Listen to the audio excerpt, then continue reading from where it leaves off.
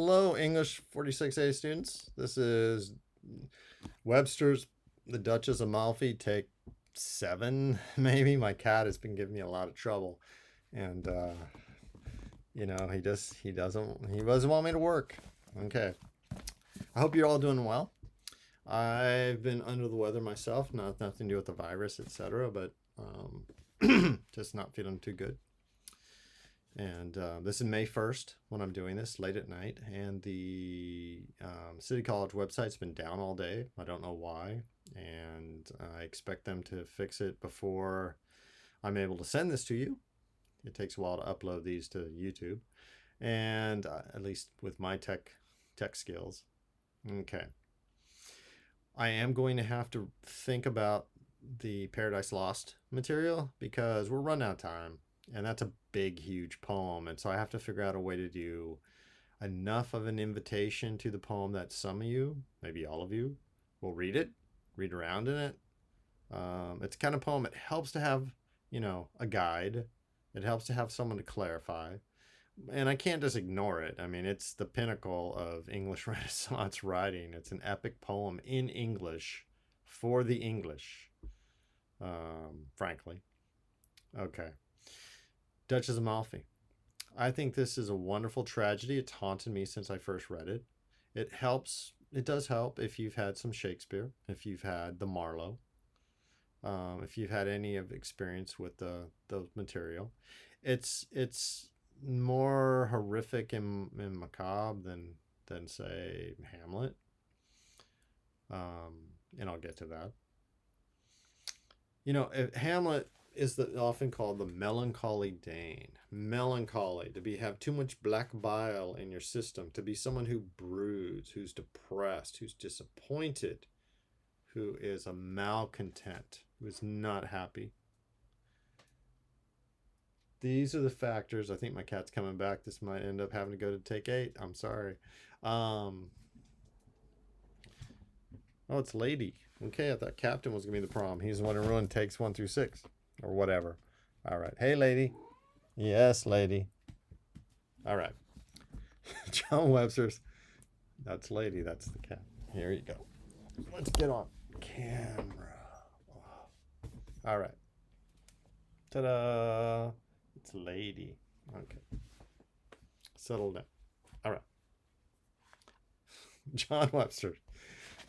Okay. I'm using my old edition. I also recommend that you read around in your Norton, but I'll talk about that another day. All right, let's get into this. John Webster. The Malcontent. I'm sorry, the Malcontent. In this case, instead of having the Malcontent, the melancholy character, be the major character, we actually have him as a side character, but who's a major mover. Okay, Bosola is a disappointed man. He has a certain amount of integrity, but he's also willing to be bought. And he's been disappointed.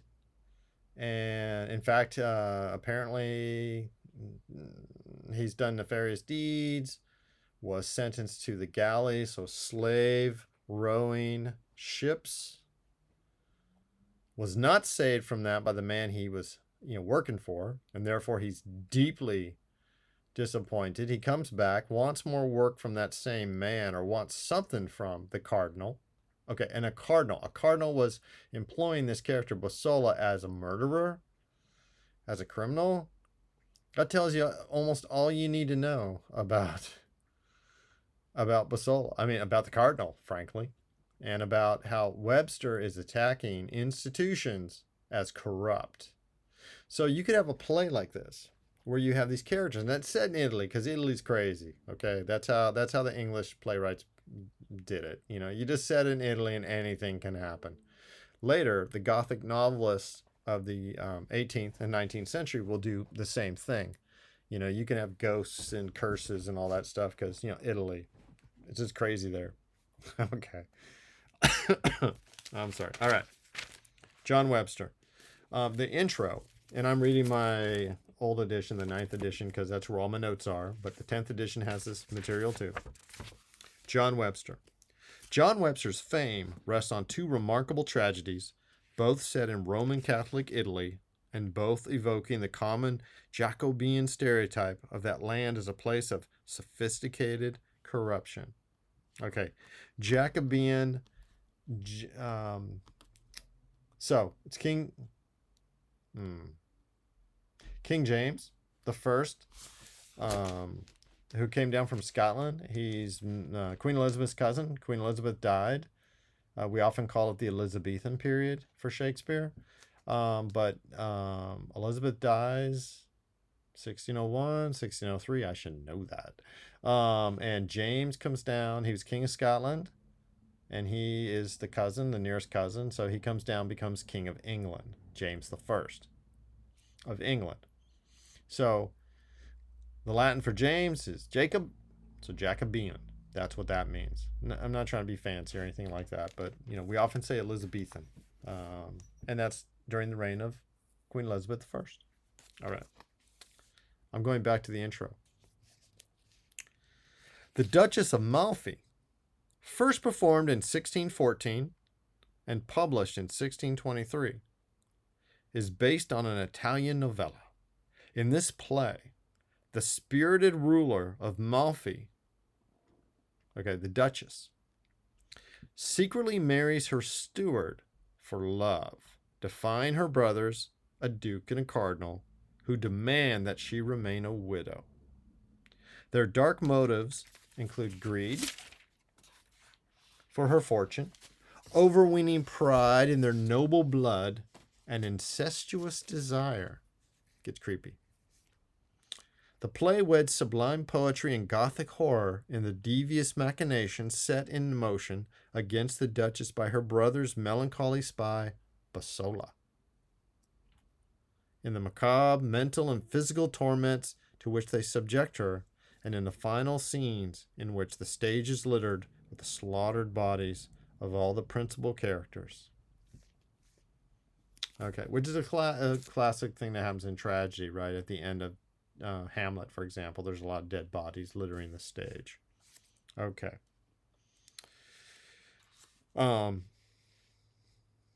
Webster was no privileged fellow. He was the son of a tailor and a member of the Merchant Tailors Company, but we know little else about him, and there's a little bit more there.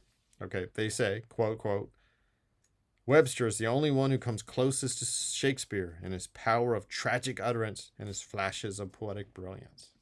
Okay. They put it in the book. It's actually true.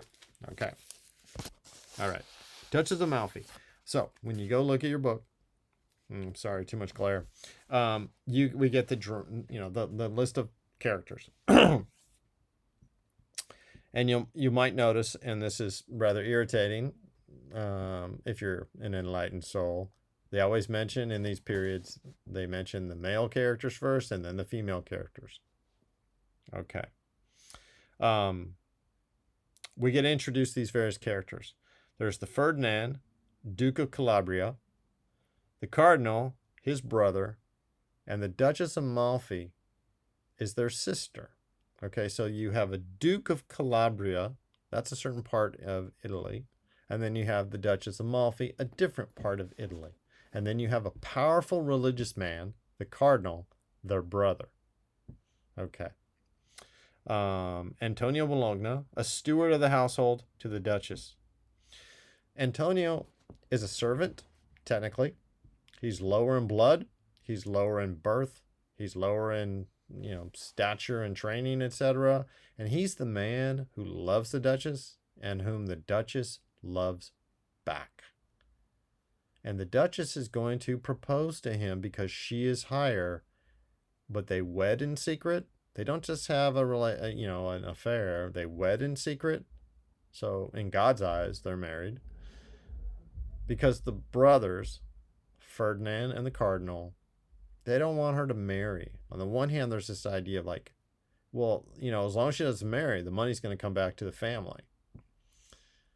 But also there's a hint of, especially from Ferdinand, that, if you want to remarry, you were married once and you had children, no, she didn't have children, but you were married once. You don't need to be married again. If you're married again, you're some sort of, lustful, flesh, tainted creature.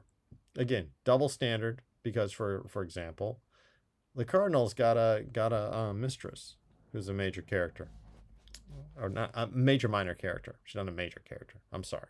All right. Anyway, so we start off the play, and a play is, right. The beginning of the play is a threshold. We enter into it. We meet characters. We are being introduced to the world. We are being introduced to the. I was checking out my cat. We're being introduced to the scene. And just like a movie today that starts off, we got to figure out who's who, what's what. Okay. So our first character who speaks is a man named Delio. And that's a friend of Antonio, who has been abroad and has now returned.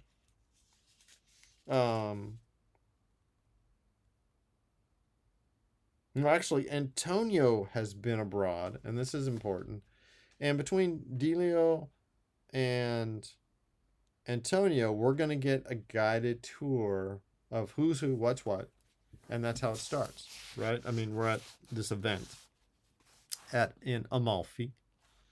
And that might be considered too. She's the Duchess of Malfi, but it's also named Amalfi. Okay. The very first lines. Delio needs guidance and information, as we do. Antonio's from another place. Delio knows him from there. And so Delio needs to be introduced to what's going on here at court. Delio, you are welcome to your country, dear Antonio, meaning welcome back.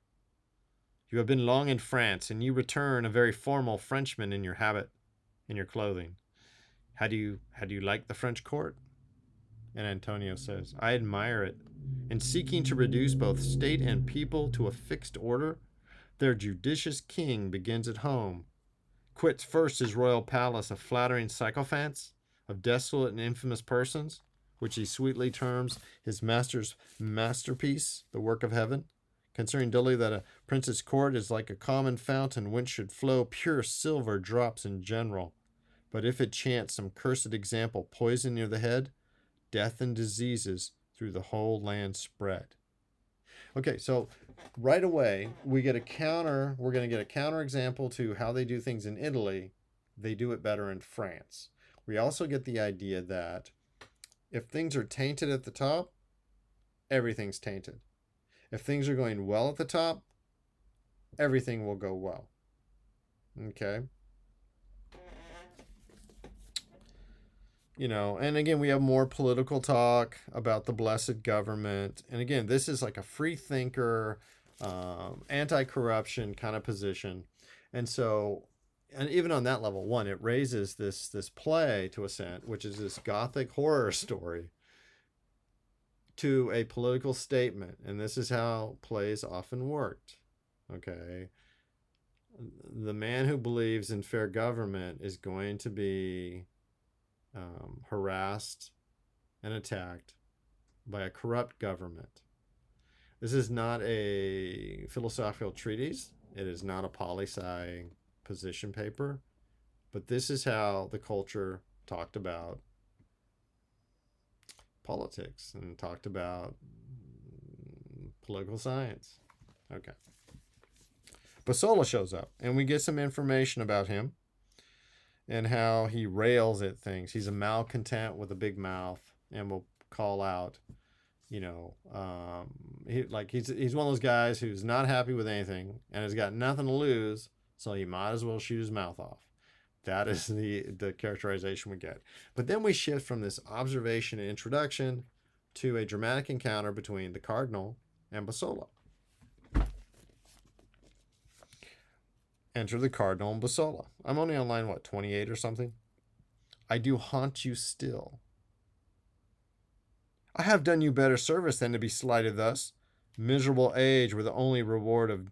No. So? Bosola. I have done you better service than to be slighted thus. Miserable age were the only reward of doing well is the doing of it. You enforce your merit too much. Bosola. I fell into the galleys in your service, where for 2 years together I rode 2 towels instead of a shirt, with a knot on the shoulder after the fashion of a Roman mantle.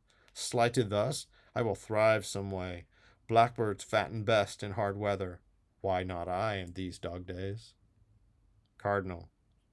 Would you could become honest. Bosola, with all your divinity, do but direct me the way to it. I have known many travel far for it, and yet return as errant knaves as they went forth, because they carried themselves always along with them. The cardinal leaves. Are you gone? Some fellows, they say, are possessed with the devil, but this great fellow was able to possess the greatest devil and make him worse. Okay, let me pause there. So we're getting a little bit of backstory, and we're going to get a little bit more in a few more lines. And again, we have to figure out these characters. What's going on?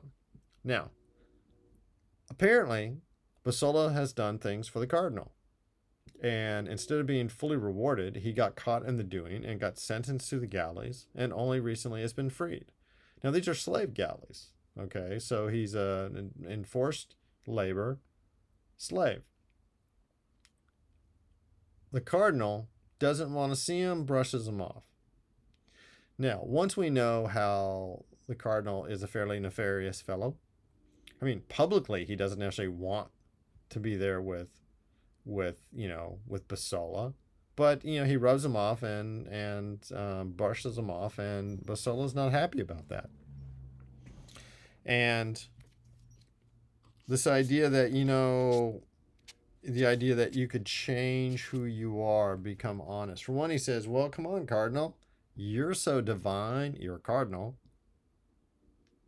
tell me how to do it. But that's meant snarky, right? Because Bosola knows the cardinal is not a godly man. Okay. And the other thing, you can travel to change, but you're still bringing yourself. So what's that about? Antonio, asked question, has he denied you some suit? Did you ask him for a favor? And he said no. And then Bosola likes to talk about how he and his brothers are like plum trees that grow crooked over standing pools, etc., etc. And he has this long description of them about how essentially they are corrupt and they are surrounded by corruption.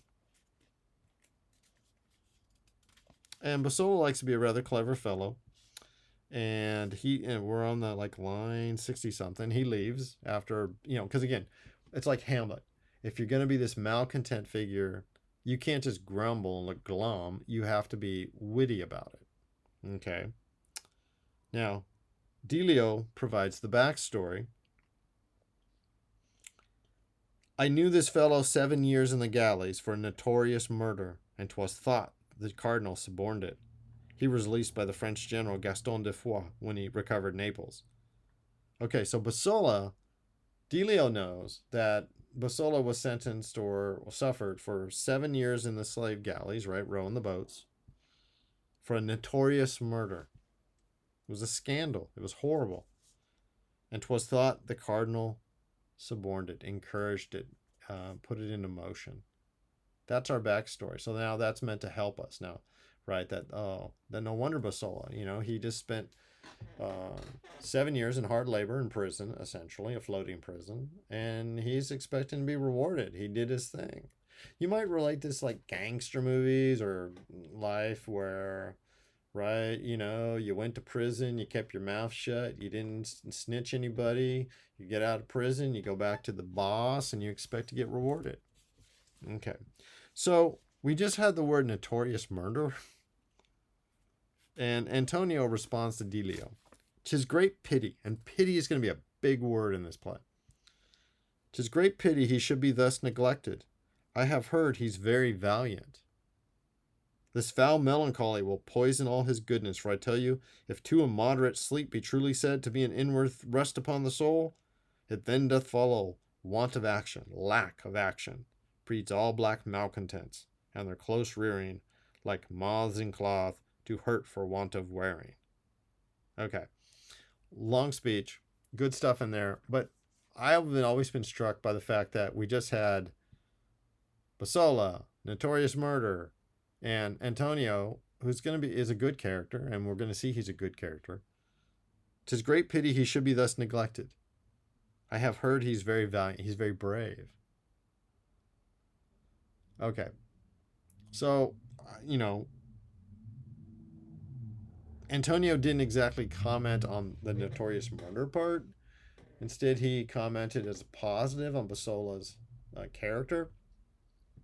And I've always been slightly surprised by this. Now, on one hand, it could be it's Italy, you know, assassination is a way of doing business, and therefore the murder part maybe didn't strike Antonio. At the same time, Antonio is going to be a good character, but he's not the wisest. He's not the smartest character we're ever going to meet. Okay? Um, and we go on. Okay, but part of my point here is more of how we're getting backstory, and we're being introduced to a corrupt scenario. We're being introduced to these characters. We don't know what's going to happen yet as we go forward. We then have an exchange. We get introduced to Ferdinand, the other brother, and you know it turns out he really wants yes men, and for courtiers, he doesn't want anyone who's going to say anything he doesn't want to hear. This is a counter to that French model that Antonio talked about. And this is what I mean by about the political idea, but it's also about characters and action. Now, Antonio is very famous as a horseman. He is the steward of the household of the Duchess, and so he's, you know, breeding horses, etc. There's a physicality to that. There's an integrity to that. Horses, and this comes out in the sonnets. You might have noticed horsemanship is a rather big deal. Okay, so, but he's still a worker. Okay, that's the catch that's going to bother the Cardinal and Ferdinand. But anyway, a little way in, we're going to find out that essentially, Bosola's going to go to work for Ferdinand. Ferdinand wants Bosola to go to work for the Duchess and be a spy and report back, especially in relation to any men that the Duchess may be partial to. And that gets us into the play. And then we meet the Duchess. And again, in a rather affecting scene, you know, Antonio, and this is how we know he's a good character. You know, he's in love with the Duchess. The first time he describes her is such glowing romantic feeling, but he knows his place. It's going to take the Duchess to encourage Antonio to reach for the stars, to marry her. So part of my point is the Duchess is a very strong character. Antonio is the man she loves, but he's not a strong character. He is a supporting character in this regard. So it's not going to be a play where he needs to rescue her. She's the strong one. And she's a woman in a precarious place. And part of that precariousness is, you know, she's married to Antonio. They love each other. They feel desire for each other. She's going to have children from this union and hide it from her brothers, etc., until a certain point when Bosola is going to, as you probably know if you've been reading, right, he's going to ferret these things out.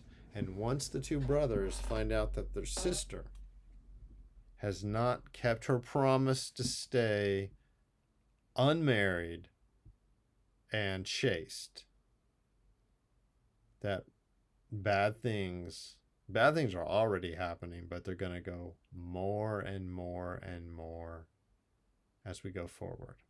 In some ways, I'm sorry I make you read the play because it's horrific. But it's a classic work. It's powerfully written. There's a theme of theatricality, which I'll write about or talk about as I send you more material. But I think right there I'll stop. I want to emphasize that step-by-step process by which we get into any work of art, and especially a play, because we're reading the script and we have to imagine. So again, rereading plays really matters. I do think that there are echoes of Faustus because there's talk of devils. There's going to be talk of ghosts and demons.